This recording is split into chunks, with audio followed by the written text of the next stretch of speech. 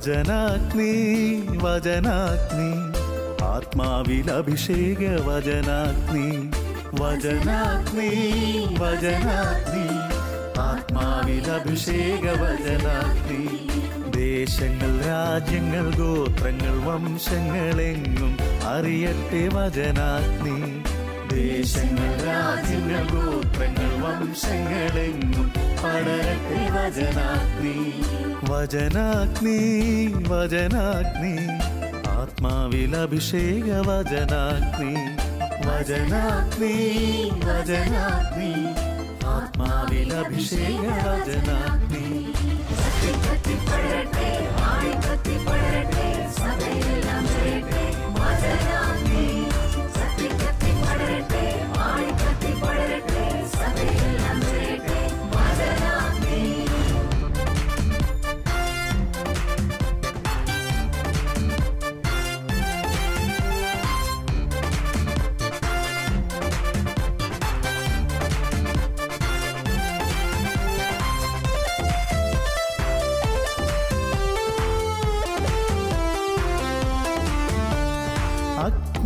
അയക്കുന്ന തിരുവചനം അത്ഭുതങ്ങൾ ഉളവാക്കും വചനം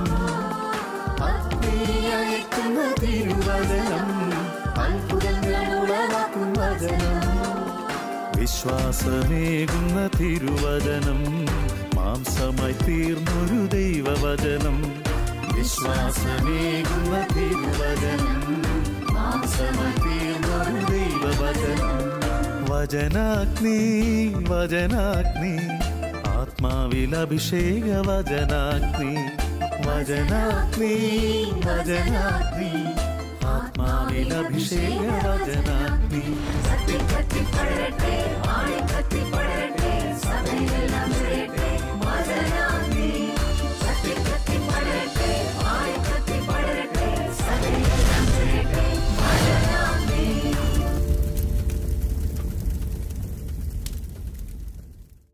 പ്രിയപ്പെട്ട ശാലോം പ്രേക്ഷകർക്ക് വചനാഗ്നി ശുശ്രൂഷയിലേക്ക് ഈശോയുടെ നാമത്തിൽ ഹൃദ്യമായ സ്വാഗതം. പ്രിയപ്പെട്ടവരെ, ദൈവവചനം കേൾക്കുവാനായിട്ട് നമ്മൾ ഒരുങ്ങുകയാണ്. ദൈവം നമ്മളോട് സംസാരിക്കാൻ പോകുന്നു. ദൈവത്തിൻ്റെ സ്വരം നമ്മൾ കേൾക്കാൻ പോകുന്നു. ദൈവവും നമ്മളുമായിട്ടുള്ള ഒരാത്മബന്ധത്തിൻ്റെ നിമിഷങ്ങളാണ്. ശാന്തമാകാൻ നമുക്ക് പ്രാർത്ഥനാപൂർവ്വം നമുക്ക് ഈ നിമിഷങ്ങൾക്ക് വേണ്ടി ഒരുങ്ങാം. കണ്ണുകളടച്ച് കരങ്ങൾ ഹൃദയത്തോട് ചേർത്ത് വെച്ച് ശാന്തമായി പ്രാർത്ഥിക്കാം. കർത്താവായ ഈശോയെ, ഞങ്ങളുടെ ഹൃദയത്തിൽ ജീവിക്കുന്ന ദൈവമേ, അങ്ങയുടെ സാന്നിധ്യം ഞങ്ങൾ അറിയുന്നു. തിരുവചനത്തിലൂടെ അങ്ങ് ഞങ്ങളോട് സംസാരിക്കാൻ തിരഞ്ഞെടുത്തിരിക്കുന്ന ഈ നിമിഷങ്ങളെ ഓർത്ത് അങ്ങയെ സ്തുതിക്കുന്നു, ആരാധിക്കുന്നു, നന്ദി പറയുന്നു. ഞങ്ങളുടെ ഹൃദയങ്ങളെ അവിടെ നിന്ന് ജ്വലിപ്പിക്കണമേ. എമാവുസിലേക്ക് പോയ ശിഷ്യന്മാരുടെ ഹൃദയങ്ങളെ തിരുവചനം കേട്ടപ്പോൾ ജ്വലിപ്പിച്ചതുപോലെ ഞങ്ങളുടെ ഹൃദയങ്ങളെ നിമിഷങ്ങളിൽ ജ്വലിപ്പിക്കണമേ. സുവിശേഷത്തിൽ വിശ്വസിക്കുവാൻ ഞങ്ങളെ പഠിപ്പിക്കണമേ. ദൈവിക ചിന്തകളാൽ ഞങ്ങളെ നിറയ്ക്കണമേ. ദൈവ ശബ്ദത്താൽ ഈ അന്തരീക്ഷത്തെ നീ അനുഗ്രഹിക്കണമേ. പരിശുദ്ധാത്മാവെ നിറയണമേ, നയിക്കണമേ, വിശുദ്ധീകരിക്കണമേ. പരിശുദ്ധയമ്മേ, മലാഖമാരെ, വിശുദ്ധരെ കാവലായിരിക്കണമേ.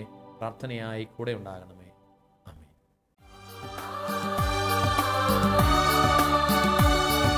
വചനത്തിന്റെ വിത്ത് വിതയ്ക്കാൻ പോകാം, സ്നേഹത്തിന്റെ കതിരുകൾ കൊയ്യാൻ പോകാം. വചനത്തിന്റെ വിത്ത് വിതയ്ക്കാൻ പോകാം, സ്നേഹത്തിന്റെ കതിരുകൾ കൊയ്യാൻ പോകാം.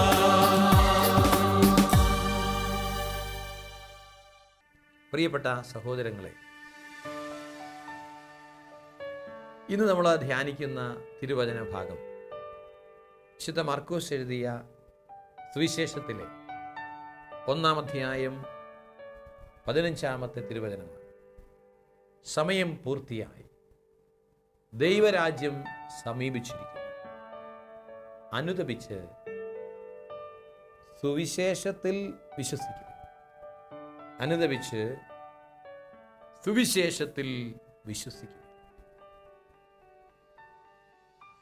പ്രിയപ്പെട്ട സഹോദരങ്ങളെ, 2000 വർഷങ്ങൾക്ക് മുമ്പ് തൻ്റെ ദൗത്യം ആരംഭിച്ചുകൊണ്ട് ഈശോ മിശിഹ പ്രസംഗിച്ച വചനമാണിത്. സമയം പൂർത്തിയായി, ഇനി കാത്തിരിപ്പില്ല. അന്ന് വരെ പഴയ നിയമ ജനത മുഴുവൻ രക്ഷകനെ കാത്തിരിക്കുകയായിരുന്നു. എന്നാൽ ഇതാ രക്ഷയുടെ ദിവസം സമാഗതമായിരിക്കും. രക്ഷ കൈവന്നു കഴിഞ്ഞു. നമ്മൾ പ്രതീക്ഷിച്ചതിനേക്കാൾ കൂടുതൽ അടുത്തെത്തി. രാത്രി കഴിഞ്ഞു, പ്രകാശം ഉദിച്ചു. അന്ധകാരത്തിൻ്റെ നിഴലിൽ കഴിഞ്ഞിരുന്ന ജനം വലിയൊരു വെളിച്ചം കണ്ടു. അതെ, സമയം പൂർത്തിയായി. സമയത്തിൻ്റെ പൂർത്തീകരണത്തിൽ പുതിയൊരു രാജ്യം സമീപിച്ചു. അത് ദൈവത്തിൻ്റെ രാജ്യമാണ്. ദൈവത്തിൻ്റെ രാജ്യം സംസ്ഥാപിതമായി കഴിഞ്ഞു. അപ്പോൾ ഇനി എന്താ ചെയ്യേണ്ടത്? അനുദപിക്കുക, സുവിശേഷത്തിൽ വിശ്വസിക്കുക. ദൈവരാജ്യ വിരുദ്ധമായവയിൽ നിന്ന് മാറി അനുതാപത്തോടുകൂടി സുവിശേഷത്തിൽ വിശ്വസിക്കുക. നല്ല വാർത്ത, സുവിശേഷം എന്ന് പറഞ്ഞാൽ ഈശോ തന്നെയാണ്. സകല ജനത്തിനും വേണ്ടിയുള്ള സന്തോഷത്തിൻ്റെ സദ്വാർത്ത ഞാൻ നിങ്ങളെ അറിയിക്കുന്നു. ദൂതൻ ഇടയന്മാരോട് പറഞ്ഞു. എല്ലാവർക്കും സന്തോഷം നൽകുന്ന സദ്വാർത്ത വന്നു കഴിഞ്ഞു. ഇനി ദുഃഖിപ്പിക്കുന്ന വാർത്തകൾക്ക് വിട. ദുഃഖിപ്പിക്കുന്ന, നിരാശയിലേക്ക് നയിക്കുന്ന വാർത്തകളുടെ പിന്നാലെ അല്ല നമ്മൾ പോകേണ്ടത്. രക്ഷാവചനങ്ങൾ കേൾക്കുവിൻ, സുവിശേഷം കേൾക്കുവിൻ, ആ സുവിശേഷത്തിൽ വിശ്വസിക്കും. നമുക്കറിയാം, ഈശോയുടെ അടുക്കൽ വന്ന് അനുഗ്രഹം പ്രാപിച്ചിട്ടുള്ളവരെല്ലാം വിശ്വാസത്തിൻ്റെ വെളിച്ചത്തിലാണ് അനുഗ്രഹം പ്രാപിച്ചത്.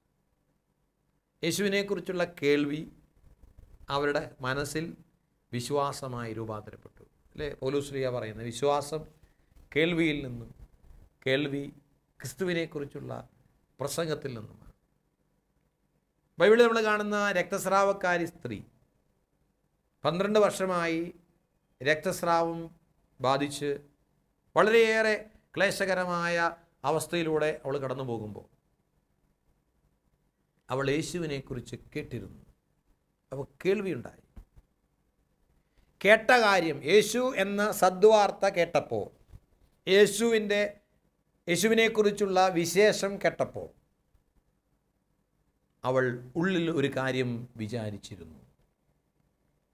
അതിപ്രകാരമാണ്: അവൻ്റെ വസ്ത്രത്തിൽ ഒന്ന് തൊട്ടാൽ ഞാൻ സുഖപ്രാപിക്കും. സുവിശേഷം കേട്ടവൾ സുവിശേഷത്തിൽ വിശ്വസിച്ചു. Praise the Lord. യേശുവിനെക്കുറിച്ച് കേട്ടവൾ യേശുവിൻ്റെ ശക്തിയിൽ വിശ്വസിച്ചു. അവൻ്റെ വസ്ത്രത്തിൻ്റെ വിളിമ്പിലൊന്ന് തൊട്ടാൽ സുഖം പ്രാപിക്കുമെന്ന് അവൾ വിചാരിച്ചിരുന്നു. ആ വിചാരം, അതാണ് അവളുടെ വിശ്വാസം. ആ വിചാരത്തോടെ അവൾ തൊട്ടു. അവളിലേക്ക് യേശുവിൽ നിന്ന് ശക്തി ഒഴുകി. അവൾ സൗഖ്യം നേടി. അവളോട് യേശു പറഞ്ഞു, മകളെ, ധൈര്യമായിരിക്കുക, നിന്റെ വിശ്വാസം നിന്നെ രക്ഷിച്ചിരിക്കുന്നു. അവൾ വിശ്വസിച്ചത് എന്താ? സുവിശേഷം വിശ്വസിച്ചു. അവൾ യേശുവിൽ വിശ്വസിച്ചു. അപ്പോസ്തല പ്രവർത്തനം 16-ാം അധ്യായത്തിൽ നമ്മൾ വായിക്കുന്നുണ്ട്, കർത്താവായ യേശുവിൽ വിശ്വസിക്കുക, നീയും നിൻ്റെ കുടുംബവും രക്ഷ പ്രാപിക്കും. നീയും നിൻ്റെ കുടുംബവും ദുരിതത്തിലാകുന്നതിൻ്റെ കാരണം എന്താ? നീ യേശുവിലല്ല വിശ്വസിക്കുന്നത്. നിൻ്റെ വിശ്വാസം ലോകത്തിൻ്റെ ചിന്തകളിൽ. പ്രിയപ്പെട്ട സഹോദരങ്ങളെ, കഴിഞ്ഞ ഏതാനും നാളുകൾക്ക് മുമ്പ്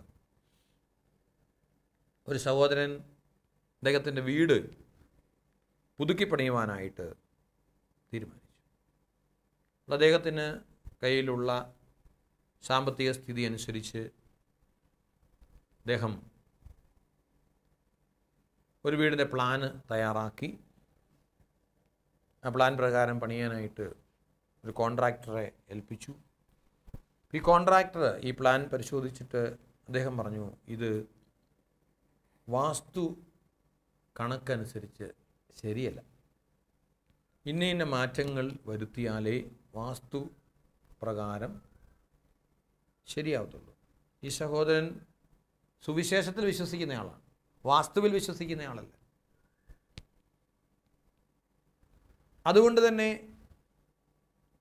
ഇദ്ദേഹം പറഞ്ഞു, ഈ മാറ്റങ്ങൾ വരുത്തുമ്പോൾ ഏതാണ്ട് 2-2.5 ലക്ഷം രൂപയുടെ അധിക ചിലവ് എസ്റ്റിമേറ്റ് ഉണ്ട്.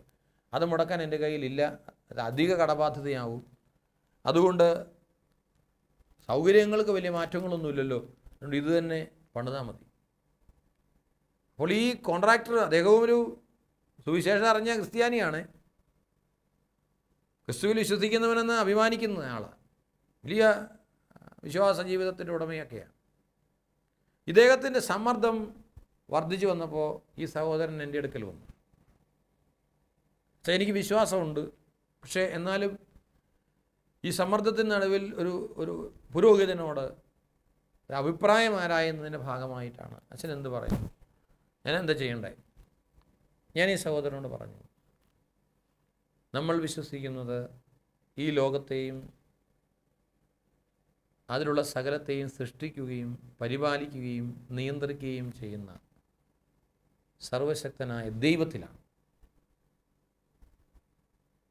ആ ദൈവത്തിൻ്റെ ശക്തിക്കപ്പുറത്ത് ഈ ലോകത്തൊരു പ്രപഞ്ച ശക്തിക്കും ബലമില്ല, അധികാരമില്ല. നമ്മൾ വിശുദ്ധ കുർബാനയിൽ പ്രാർത്ഥിക്കുന്നില്ലേ? എന്തുകൊണ്ടെന്നാൽ സ്വർഗത്തിലും ഭൂമിയിലും രാജ്യവും ശക്തിയും പ്രാബല്യവും അധികാരവും അങ്ങയുടേതാകും. ആ ദൈവത്തിൽ സഹോദരൻ വിശ്വസിക്കുന്നുണ്ടോ? ആ ദൈവം സർവശക്തനാണെന്ന് വിശ്വസിക്കുന്നുണ്ടോ? ഈ പ്രപഞ്ച ശക്തികളെക്കാളും പ്രപഞ്ച അധികാരങ്ങളെക്കാളും ശാസ്ത്രങ്ങളെക്കാളും ദൈവം ശക്തനാണെന്നും ദൈവത്തിനപ്പുറത്തൊന്നുമില്ലെന്നും ഉറപ്പുള്ള വിശ്വാസം ഉണ്ടെങ്കിൽ ധൈര്യമായിട്ട് ആദ്യത്തെ പ്ലാൻ അനുസരിച്ച് വീട് വേണം. പ്രിയപ്പെട്ട സഹോദരങ്ങളെ, ഈ സഹോദരൻ ധൈര്യപൂർവ്വം വീട് പണി ആരംഭിച്ചു. ഗാരേജിനെ വിളിച്ച് കല്ലിടിച്ചു. ഏതാണ്ട് 8 മാസങ്ങൾ കൊണ്ട് വീട് പണി പൂർത്തിയായി. ആശീർവദിച്ച് വർഷങ്ങളായി, 2-3 വർഷങ്ങളായി അദ്ദേഹം കുടുംബസമേതം ആ വീട്ടിലാണ് താമസിക്കുന്നത്. ഈ വാസ്തു പറഞ്ഞനുസരിച്ച് പോയിരുന്നെങ്കിൽ ഒരു 2.5 ലക്ഷം രൂപയും കൂടെ അധിക ചെലവ് വന്ന്. എന്നെ കേൾക്കുന്ന, യേശുവിനെ അറിഞ്ഞ് യേശുവിൽ വിശ്വസിക്കുന്ന പ്രിയപ്പെട്ട സഹോദരങ്ങളെ, നമ്മളൊക്കെ ആത്മാർത്ഥമായി ചിന്തിക്കേണ്ട ഒരു വിഷയമാണിത്. യഥാർത്ഥമായ സുവിശേഷത്തിലാണോ നമ്മൾ വിശ്വസിക്കുന്നത്, അതോ ഈ ലോകം പറയുന്ന മറ്റു പല വാർത്തകളിലാണോ നാം വിശ്വസിക്കുന്നത്? ഗലാത്യക്കാർക്ക് എഴുതിയ ലേഖനത്തിൽ 4-ാമത്തെ അധ്യായത്തിൽ 9 മുതലുള്ള തിരുവചനങ്ങൾ ബലഹീനങ്ങളും വ്യർത്ഥങ്ങളുമായ ആ പ്രപഞ്ചശക്തികളുടെ അടുത്തേക്ക് വീണ്ടും തിരിച്ചു പോകാൻ നിങ്ങൾക്ക് എങ്ങനെ സാധിക്കും? എന്ത്, ഒരിക്കൽ കൂടി അവയുടെ സേവകരാകാൻ നിങ്ങൾ ഇച്ഛിക്കുന്നുവോ? നിങ്ങൾ ദിവസങ്ങളും മാസങ്ങളും ഋതുക്കളും വർഷങ്ങളും ആചരിക്കുന്ന പോലും നിങ്ങളുടെ ഇടയിൽ ഞാൻ അധ്വാനിച്ചത് വ്യർത്ഥാവിലായോ എന്ന് ഞാൻ ഭയപ്പെടുന്നു. ആത്മാർത്ഥമായി ഈ വചനം കേൾക്കുന്ന സഹോദരങ്ങൾ ചിന്തിക്കണം. ഇപ്പോഴും ദിവസങ്ങളും മാസങ്ങളും ഋതുക്കളും വർഷങ്ങളും ആചരിക്കുന്ന സത്യവിശ്വാസി എന്ന് മുദ്രകുത്തപ്പെട്ടവരുണ്ട്. സമയത്തിൻ്റെ കാര്യം പറയും, എനിക്കനുഭവമുണ്ട്. ആശാരിമാർ പറയുന്ന സമയമാണ് വീടിന് കല്ലിടാനുള്ള സമയം, വീട് വെഞ്ചരിക്കാനുള്ള സമയം. എന്നും ക്രിസ്ത്യാനിക്ക് സുവിശേഷത്തിലല്ല വിശ്വസിക്കുന്നത്, ആശാരിയുടെ വാക്കിലാണ് വിശ്വസിക്കുന്നത്. 9:15 വരെ രാഹുകാലമാണ്. രാഹുകാലം കഴിഞ്ഞിട്ട് അച്ഛനെ വിളിച്ച് കല്ലിടിച്ചാൽ മതി. അങ്ങനെയുള്ള വീടുകളിൽ ഞാൻ അതിനു മുമ്പ് പോയി കല്ലിട്ടിട്ടുണ്ട്. എൻ്റെ ജീവിതത്തിൽ അങ്ങനെ ഞാൻ അറിഞ്ഞിട്ടുള്ള കാര്യങ്ങളിലാണെങ്കിൽ ഒരു സ്ഥലത്ത് പോലും രാഹുകാലം കഴിയാൻ ഞാൻ കാത്തിരുന്നിട്ടില്ല. പലപ്പോഴും ആശാരിമാരോട് ഞാൻ പറഞ്ഞു കൊടുത്തിട്ടുണ്ട്, നിങ്ങൾക്കതായിരിക്കാം വിശ്വാസം. ഞങ്ങൾ വിശ്വസിക്കുന്നത് ഈ ലോകത്തെ മുഴുവൻ തൻ്റെ അങ്കുലി ചലനം കൊണ്ട് തറപറ്റിക്കാൻ കഴിയുന്ന സർവശക്തനായ ദൈവത്തിലാണ്. മക്കബായരുടെ പുസ്തകം 2-ാം പുസ്തകം 8-ാം അധ്യായം 12-ാം വാക്യം പറഞ്ഞു കൊടുക്കേണ്ടത്. നിങ്ങൾക്ക് ആ പ്രപഞ്ച ശക്തികളിലൊക്കെ വിശ്വാസം ഉണ്ടായിരിക്കും, പക്ഷേ ഞങ്ങൾ വിശ്വസിക്കുന്നത് സുവിശേഷത്തിലാണ്. ദൈവരാജ്യം സമീപിച്ചിരിക്കുന്നു, സുവിശേഷത്തിൽ വിശ്വസിക്കുമെന്ന് 2000 വർഷം മുമ്പ് പറഞ്ഞവൻ ഇന്നും ജീവിക്കുന്നു, നമ്മുടെ ഹൃദയത്തിൽ ജീവിക്കുന്നു. വിശുദ്ധ കുർബാനയിൽ അവനെയാണ് ഉള്ളിലേക്ക് സ്വീകരിക്കുന്നതെന്ന ബോധ്യമുണ്ടോ പ്രിയപ്പെട്ടവരെ? സമയങ്ങളെ ഭയപ്പെടുന്നു. ദിവസങ്ങളെ ഭയക്കുന്നു. ചൊവ്വാഴ്ച ദിവസം കൊള്ളത്തില്ല. ചിലർക്ക് പണി ആരംഭിക്കാനായിട്ട് ചില ദിവസങ്ങൾ. ഏത് ദിവസമാണ് മോശമുള്ളേ? കർത്താവിൻ്റെ ദിവസം പരിശുദ്ധമായി ആചരിക്കാൻ വേണ്ടി, മനുഷ്യന് വിശ്രമിക്കാൻ വേണ്ടി ഒരു ദിവസം ദൈവം സാബത്തായിട്ട് തന്നിട്ടുണ്ട്. ബാക്കി ഒരു ദിവസങ്ങളൊക്കെ മനുഷ്യനുണ്ടാക്കിയതല്ലേ, പേര് കൊടുത്തതൊക്കെ മനുഷ്യനല്ലേ. ദൈവം പ്രവർത്തിക്കാത്ത ദിവസമുണ്ടോ? ചില ദിവസങ്ങൾ നമ്മൾ തീർച്ചയായിട്ടും ഈശോയുടെ പീഡാനുഭവത്തിൻ്റെ ദിവസം നമ്മുടെ പാവപരിഹാരത്തിന് വേണ്ടി നമ്മൾ മാറ്റിവെക്കുന്നു, ത്യാഗം എടുക്കാൻ, അല്ലെ നോമ്പെടുക്കാൻ, ഉപവസിക്കാനൊക്കെ ആയിട്ട്. അല്ലാണ്ട് ദൈവം പ്രവർത്തിക്കാത്തൊരു ദിവസം ഉണ്ടെന്ന് പറയാൻ പറ്റുമോ? ഇന്ന ദിവസം ഇന്ന കാര്യം ചെയ്താൽ അന്ന് ദൈവാനുഗ്രഹം കിട്ടിയെന്ന് പറയാൻ പറ്റുമോ? ഇതെന്താ നമ്മളൊക്കെ വിശ്വസിക്കുന്നത്? ഇനി മാസങ്ങൾ,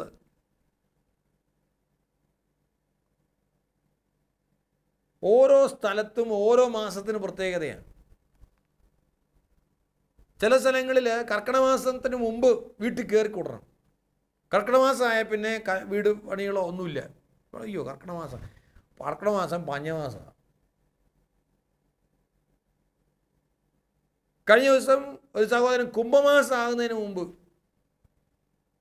വീട് പണി തീർന്നിട്ടില്ല, എന്നാലും കുംഭമാസം ആകുന്നതിന് മുമ്പ്. അതന്നെ ഓരോ സ്ഥലത്ത് ഓരോരുത്തർ.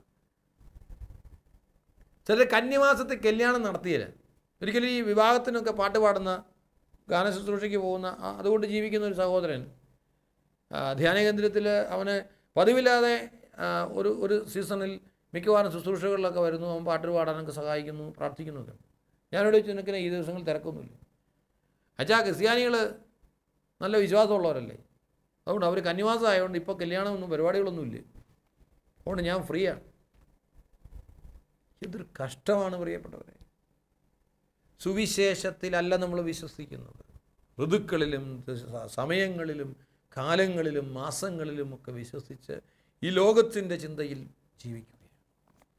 നിയമാവർത്തന പുസ്തകം 18-ാം അധ്യായം അതിൻ്റെ 9 മുതലുള്ള തിരുവചനങ്ങൾ.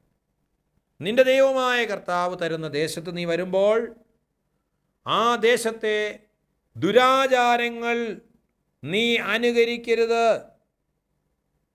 മകനെയോ മകളെയോ ഹോമിക്കുന്നവൻ, പ്രാശ്നികൻ, ലക്ഷണം പറയുന്നവൻ, ആഭിചാരക്കാരൻ, മന്ത്രവാദി, വെളിച്ചപ്പാട്, ക്ഷുദ്രക്കാരൻ, മൃതസന്ദേശ വിദ്യക്കാരൻ എന്നിവരാരും നിങ്ങളുടെ ഇടയിൽ ഉണ്ടായിരിക്കരുത്. ഇത്തരക്കാർ കർത്താവിന് നിന്ദിരാണ്. അവരുടെ ഈ മ്ലേച്ഛപ്രവൃത്തികൾ നിമിത്തമാണ് അവിടുന്ന് അവരെ നിങ്ങളുടെ മുമ്പിൽ നിന്ന് നിഷ്കാസനം ചെയ്യുന്നത്. നിങ്ങൾ ദൈവമായ കർത്താവിന് മുമ്പിൽ കുറ്റമറ്റവരായിരിക്കണം. വലിയൊരു കുറ്റമാണ് മന്ത്രവാദിയുടെയും പ്രശ്നക്കാരൻ്റെയും കൈനോട്ടക്കാരൻ്റെയും ഒക്കെ പിന്നാലെ കൈ നീട്ടിപ്പിടിച്ച് പോകുന്ന പ്രിയപ്പെട്ട ക്രിസ്ത്യാനി, നീ സുവിശേഷത്തിൽ വിശ്വസിക്കുന്നില്ലേ? നീ അവൻ പറയുന്ന വ്യർത്ഥവാക്കുകളിലല്ലേ വിശ്വസിച്ചുകൊണ്ടിരിക്കുന്നത്? നിങ്ങൾ മന്ത്രവാദികളെയും ശകുനക്കാരനെയും സമീപിച്ച് അശുദ്ധരാകരുത്. ഞാനാണ് നിങ്ങളുടെ ദൈവമായ കർത്താവ്. ലേവ്യരുടെ പുസ്തകം 19-ാം അധ്യായത്തിൻ്റെ 31-ാം തിരുവചനം. ഞാനാണ് മക്കളെ നിങ്ങളുടെ ദൈവം. എന്നേക്കാൾ അധികമായി നിങ്ങൾ ഒന്നിനെയും ഭയപ്പെടരുത്. എന്നേക്കാൾ അധികമായി ഒന്നിലും നിങ്ങൾ ആശ്രയം വെക്കരുത്. ഞാനാണ് നിങ്ങളുടെ ദൈവം. കഴിഞ്ഞ ദിവസം ഒരു വീടിൻ്റെ റിപ്പയറിങ് പണി നടന്ന് പുതിയ വീടൊക്കെ നല്ല ഭംഗിയായി. അപ്പോൾ ഞാനവിടെ ചെന്നപ്പോൾ എന്തോ ഒരു ഒക്കുവേട് ആ വീടിൻ്റെ ഇതിന്. ഞാൻ പറഞ്ഞു, ഇതന്നെ ഇങ്ങനെ അതിങ്ങോട്ട് മാറ്റി. അതെച്ചാൽ അതേ ആശാരി പറഞ്ഞു കന്നിക്കോണിൽ കക്കൂസ് വന്ന പ്രശ്നമാണ്, അതുകൊണ്ട് ഇവിടെ നിന്ന് മാറ്റി അങ്ങോട്ട് മാറ്റി ഇങ്ങോട്ട് തിരിച്ച്. അതിൻ്റെതായ വൃത്തികേടുണ്ട്. നമ്മുടെ ജീവിതത്തിലെ പ്രശ്നത്തിൻ്റെ കാരണം കന്നിക്കോണിൽ കക്കൂസ് വരുന്നതാ? നമ്മൾക്ക് ദൈവകൃപയില്ലാത്തതുകൊണ്ടാണ്. കന്നിക്കോണിൽ കക്കൂസ് വന്നാൽ അവിടെ ആ കുടുംബത്തെ ദൈവം പ്രവർത്തിക്കുകയില്ല. വീടിൻ്റെ കണക്ക് ശരിയായാൽ ദൈവം പ്രവർത്തിക്കുകയില്ല. എൻ്റെ പ്രിയപ്പെട്ട സഹോദരങ്ങളെ, സ്വർഗത്തിലേക്കുള്ള വഴി ഞെരുക്കമുള്ളതും വാതിലിടുങ്ങിയതുമാണ്. ജീവിതത്തിൽ സഹനങ്ങൾ ഉണ്ടാകുക എന്ന് പറഞ്ഞാൽ ക്രിസ്ത്യാനിയുടെ അവകാശമാണ്. വെളിപ്പെടാനിരിക്കുന്ന മഹത്വത്തോട് തുലനം ചെയ്യുമ്പോൾ ഈ ലോകത്തിലെ കഷ്ടതകൾ എത്രയോ നിസ്സാരമാണ് എന്നാണ് പൗലോസ് അപ്പോസ്തലൻ ചോദിക്കുന്നത്. അപ്പം നിങ്ങളോട് ചോദിക്കാം, ഈശോ മിശിഹായുടെ വീട്ടിൽ എന്നാ പ്രശ്നം ഉണ്ടായിട്ടാണ് കുരിശുമരണം ഉണ്ടായേ? എസ്തപ്പാനോസിൻ്റെ കുടുംബത്തിൽ പ്രശ്നം ഉണ്ടായതുകൊണ്ടാണോ, അല്ലെങ്കിൽ എന്തെങ്കിലും ബന്ധനം ഉണ്ടായതുകൊണ്ടാണോ അവനെ കല്ലെറിഞ്ഞ് കൊല്ലേണ്ട വന്നത്? നമ്മുടെ ജീവിതത്തിൽ പ്രശ്നങ്ങളും സഹനങ്ങളും വരുമ്പോൾ ഉടനെ ഇതിൻ്റെ കാരണം തേടി പോവുക. എന്താ കാരണം? എവിടെയാ പ്രശ്നം? അത് കുഴിച്ചിട്ടത്, അത് മാന്താൻ പോവുക. വീട്ടിലെന്തോ കുഴപ്പമുണ്ട്. ആ കുഴപ്പമുണ്ടെന്ന് പറയുന്നവനാ കുഴപ്പം. പത്രോസ്ലീഹ കൊല്ലപ്പെട്ടത് അവൻ്റെ വീട്ടിൽ ഉണ്ടായിരുന്നതുകൊണ്ടാണ്. വിശുദ്ധരുടെയൊക്കെ ജീവിതത്തിൽ അൽഫോൻസാമ രോഗശയ്യയിൽ കിടക്കേണ്ടി വന്നത് അവിടെ എന്ത് ബന്ധനം കടന്നുകൊണ്ടാണ്? ഉത്തരേസ്യ പുണ്യവതി 24-ാമത്തെ വയസ്സിൽ മരിച്ചു, ക്ഷയരോഗബാധിതയായി. മാതാപിതാക്കൾ വിശുദ്ധരായി മാറി. ആ വീട്ടിൽ കാരണന്മാരിലൂടെ ഉണ്ടായ ബന്ധനം കാരണമാണ്. അല്ലെ ആ കോൺവെന്റിൽ ബന്ധനം ഉണ്ടായിരുന്നതുകൊണ്ടാണ്. പ്രിയപ്പെട്ട സഹോദരങ്ങളെ, ദൈവിക പദ്ധതി മനസ്സിലാക്കണം. സുവിശേഷത്തിൽ വിശ്വസിക്കുക. കർത്താവിനാ പറഞ്ഞ, എന്നെ അനുഗമിക്കാൻ ആഗ്രഹിക്കുന്നവൻ സ്വയം പരിത്യജിച്ച് തൻ്റെ കുരിശുമെടുത്ത് എൻ്റെ പിന്നാലെ വരണം. കുരിശ് തരും കർത്താവ്, അതെടുക്കാൻ മനസ്സ് കാണിക്കുന്നവൻ ആ സുവിശേഷത്തിൽ വിശ്വസിക്കുന്നവൻ. അല്ലാതെ ജീവിത പ്രശ്നത്തിൻ്റെ കാരണം തേടി പ്രശ്നക്കാരുടെ പുറകെ പോകുന്നവനും മന്ത്രവാദിയുടെ പുറകെ പോകുന്നവനും ആഭിചാരക്കാരൻ്റെ പുറകെ പോകുന്നവനും അല്ല യഥാർത്ഥത്തിൽ സുവിശേഷ വാഹകൻ, സുവിശേഷത്തിൽ വിശ്വസിക്കുന്നവൻ. 2000 വർഷം പിന്നിട്ടിട്ടും വിശ്വാസം മറ്റു പലതിലും. ഇതാണ് പ്രിയപ്പെട്ടവരെ ഇന്ന് സഭ നേരിടുന്ന ഏറ്റവും വലിയ പ്രതിസന്ധി. പ്രാർത്ഥനയുണ്ട്, പക്ഷേ വിശ്വാസമില്ല. സർവശക്തനായ ദൈവമറിയാതെ സർവശക്തൻ്റെ പരിപാലനയ്ക്ക് വിരുദ്ധമായിട്ടൊന്നും എൻ്റെ ജീവിതത്തിൽ സംഭവിക്കുന്നില്ലെന്നുള്ള ഉത്തമ ബോധ്യം ഇന്നത്തെ ക്രിസ്ത്യാനികൾക്കില്ല. സുവിശേഷത്തിൽ വിശ്വസിക്കുന്നില്ല, സന്തോഷത്തിൻ്റെ സദ്വാർത്തയിൽ വിശ്വസിക്കുന്നില്ല, ദുഃഖത്തിൻ്റെ വാർത്തകളിലാണ് വിശ്വസിക്കുന്നത്. ഏതെങ്കിലുമൊക്കെ പ്രശ്നക്കാരൻ പറയും, നിൻ്റെ വീട്ടിൽ ഇന്ന പ്രശ്നമുണ്ട്. കഴിഞ്ഞ ദിവസം ഒരു ഹൈന്ദവ സഹോദരി പെട്ടെന്ന് കുഴഞ്ഞു വീഴുന്നു, അസ്വസ്ഥതയുണ്ടാകുന്നു. ആശുപത്രി കൊണ്ടുപോയി ഡോക്ടർമാർ ചെക്കപ്പ് ചെയ്തു, ഒരു കുഴപ്പമില്ല. അപ്പോൾ അവരുടെ കൂടെ ജോലി ചെയ്യുന്ന ഒരു സഹോദരി പറഞ്ഞു,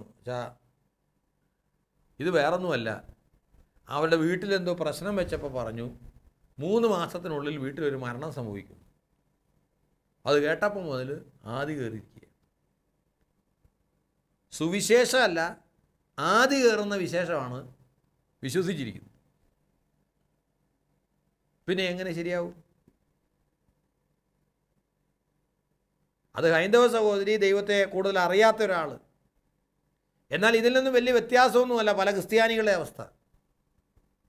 ആരെങ്കിലുമൊക്കെ കൈ നോക്കിയിട്ടും പ്രശ്നം വെച്ചിട്ടും വീട്ടിൽ വന്ന് കയറിയിട്ടുമൊക്കെ കണ്ട പ്രശ്നം വെപ്പുകാരും അല്ലെങ്കിൽ വിജാതിരായിട്ടുള്ള ആളുകൾ പറയുന്ന കാര്യങ്ങളാണ്.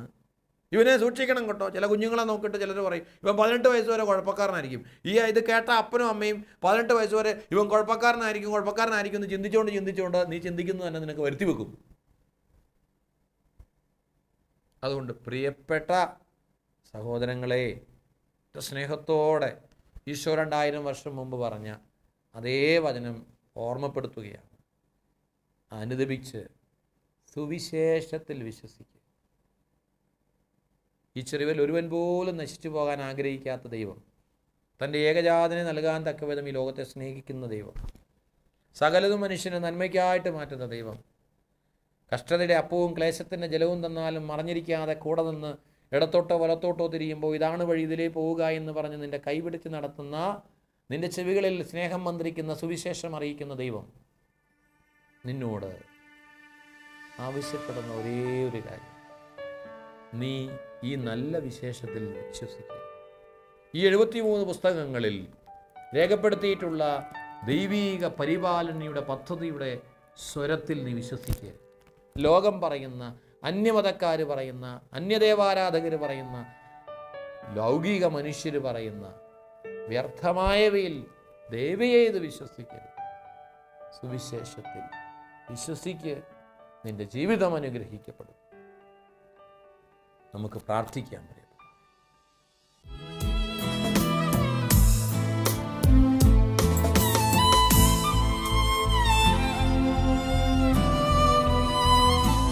ക്രൂശിൽ കണ്ടു സ്നേഹത്തെ ആഴമാർന്ന നിൻ മഹത്യാഗത്തെ ക്രൂശിൽ കണ്ടു ഞാൻ നിൻ സ്നേഹത്തെ. കണ്ണുകളടച്ചിട്ട് കരങ്ങളും സ്വർഗ്ഗത്തിലേക്ക് ഉയർത്തി. മലാഖമാരുടെയും വിശുദ്ധരുടെയും വലിയ സാന്നിധ്യം നമ്മുടെ കൂടെയുണ്ട്. സ്വർഗീയ സൈന്യം മുഴുവൻ നമ്മുടെ കൂടെയുണ്ട്. നമ്മളൊന്നിനെയും ഭയപ്പെടേണ്ട കാര്യമില്ല. കർത്താവിൽ വിശ്വസിക്കുക, കർത്താവിൻ്റെ വചനത്തിൽ വിശ്വസിക്കുക, സുവിശേഷത്തിൽ വിശ്വസിക്കുക. വിശ്വാസം അതൊരു വലിയ ആയുധമാണ്. മോശ വിശ്വസിച്ചു, അബ്രാഹാം വിശ്വസിച്ചു, പൂർവ്വപിതാക്കന്മാരെല്ലാം ദൈവത്തിൽ വിശ്വസിച്ചു. അവിശ്വാസമാണ് അവരെ നയിച്ചത്. പ്രിയപ്പെട്ടവരെ, ദൈവം തൻ്റെ ഏകജാതനെ നൽകുവാൻ തക്കവിധം നമ്മളെ ഈ ലോകത്തെ മുഴുവനെ സ്നേഹിച്ചുകൊണ്ടിരിക്കുന്നു. ആ സ്നേഹം വിശുദ്ധ കുർബാനയിലൂടെ നമ്മുടെ ഹൃദയങ്ങളിലേക്ക് ചൊരിയപ്പെടുന്നു. പരിശുദ്ധാത്മാവിലൂടെ നിമിഷം അത് അനുഭവിക്കുന്നു. ആ വലിയ സ്നേഹത്തെ ഓർത്ത്, ആ സുവിശേഷത്തെ ഓർത്ത്, സുവിശേഷത്തിൽ മാത്രം വിശ്വസിക്കുവാൻ മറ്റു ലൗകികമായ ഒരു ചിന്തകളിലും കർത്താവേ, ഞങ്ങളുടെ ചിന്തകൾ ഉടക്കിപ്പോകാതെ വിശ്വാസം ദൈവത്തിൽ മാത്രം, സർവശക്തനായ ദൈവത്തിൽ മാത്രം ഞാൻ വിശ്വസിക്കുന്നു. യേശുവേ, അങ്ങിൽ ഞാൻ വിശ്വസിക്കുന്നു. ദൈവമേ, അങ്ങയിൽ ഞാൻ വിശ്വസിക്കുന്നു എന്ന് ഏറ്റു പറഞ്ഞുകൊണ്ട് സ്തുതിച്ച് പ്രാർത്ഥിക്കാം. Hallelujah, hallelujah, hallelujah, hallelujah, hallelujah, hallelujah, hallelujah. യേശുവേ, ആരാധന, ആരാധന. യേശുവിൻ്റെ നാമത്തിൽ പ്രാർത്ഥിക്കുന്നു. ആകാശത്തിൻ്റെ കീഴിൽ മനുഷ്യരുടെ രക്ഷയ്ക്കുള്ള ഏകനാമമായ യേശുവിൻ്റെ നാമത്തിൽ ഉറച്ചു വിശ്വസിച്ചുകൊണ്ട്, യേശുവിൻ്റെ പീഡാസഹനങ്ങളുടെയും കുരിശുബന്ധങ്ങളുടെയും യോഗ്യതയിൽ ഉറച്ചു വിശ്വസിച്ചുകൊണ്ട് സ്തുതിക്കുന്നു, സ്തുതിക്കുന്നു, സ്തുതിക്കുന്നു, സ്തുതിക്കുന്നു. Hallelujah, hallelujah, hallelujah, hallelujah. യേശുവേ, ആരാധന, ആരാധന. Price the Lord. ഹല്ലേലൂയ. യേശുവേ നന്ദി, യേശുവേ സ്തുതി.